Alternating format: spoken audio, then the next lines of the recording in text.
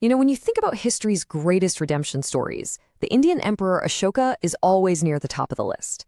We all know the tale, a ruthless conqueror who, after one absolutely horrific battle, supposedly has a change of heart, embraces Buddhism, and becomes this incredible champion of peace.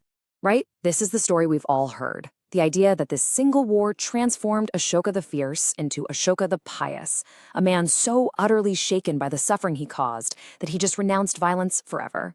It's a fantastic story. But maybe, just maybe, it's a little too fantastic. Because what if it really is just that, a story? What if this powerful legend that we all take for granted is actually a very carefully constructed myth? That's what we're digging into today. We're going to peel back the layers of this famous conversion and see what the historical evidence actually tells us.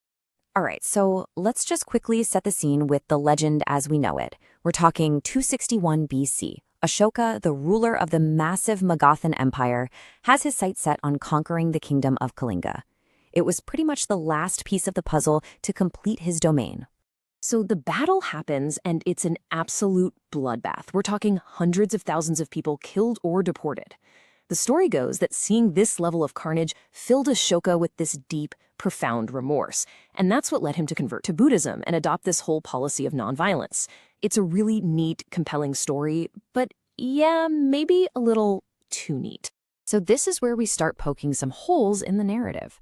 Because when you actually start to examine the primary sources, Ashoka's very own rock edicts, some really strange inconsistencies pop up, and they start to challenge the entire foundation of this story. And boom, here's the first huge red flag. Rock Edict 13 is the big one. It's the key text where Ashoka describes the horror of the war and talks all about his deep regret. Now you would think, right, that he'd want to put this message of apology right there in Kalinga, for the very people who suffered to see. But it's not there. Not a single version has ever been found in the land he supposedly felt so awful for conquering. So why wouldn't he put the edicts where it mattered most? Okay, next up, let's talk about the numbers.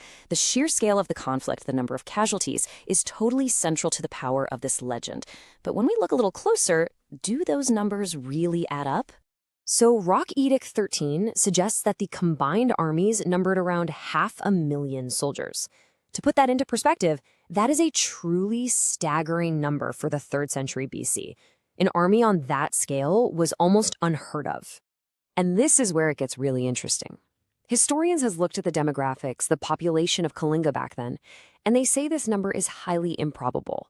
The kingdom just wasn't big enough to support an army that large. This kind of suggests the numbers might have been, well, exaggerated. Maybe to make the conquest and the remorse that followed seem all the more grand and epic. So, if the edict about his remorse wasn't for the people of Kalinga, and the numbers were possibly inflated, then who was this message actually for? This leads us to a really fascinating alternative theory, that Ashoka's big transformation was less about a moral awakening and more about just brilliant political strategy. And take a look at this map. It shows you exactly what we're talking about.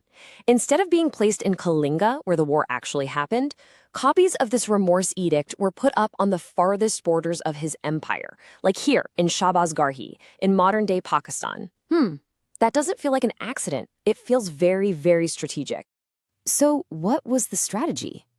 Well, for one, it's a smart way to avoid constantly reminding the Kalingans of the brutal war, which would make them easier to govern. Second, it helps project this benevolent, fatherly image across the rest of his empire. But maybe most importantly, it sent a powerful message to his rivals. It was basically a subtle threat. Look, I am capable of this level of destruction, but I have chosen peace. It was a genius way to secure his borders without ever having to fire another arrow. But maybe the biggest hole in this whole Ashoka the pacifist story is found in what he didn't do after he supposedly converted. I mean, his actions just don't really line up with a guy who has completely renounced worldly power.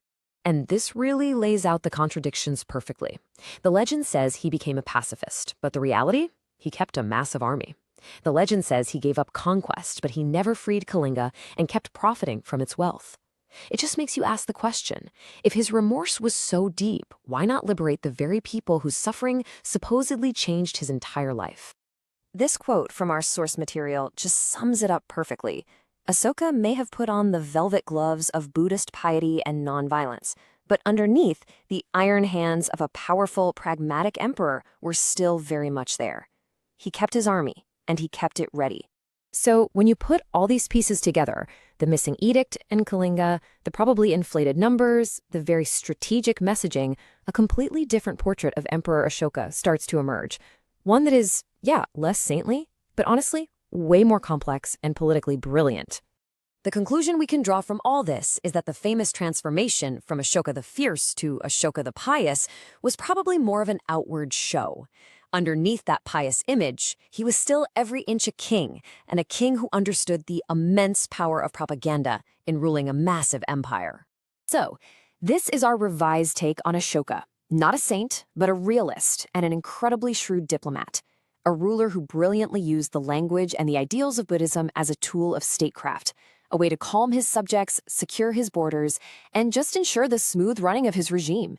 It doesn't mean he was insincere, but he was, without a doubt, a pragmatic king first and foremost.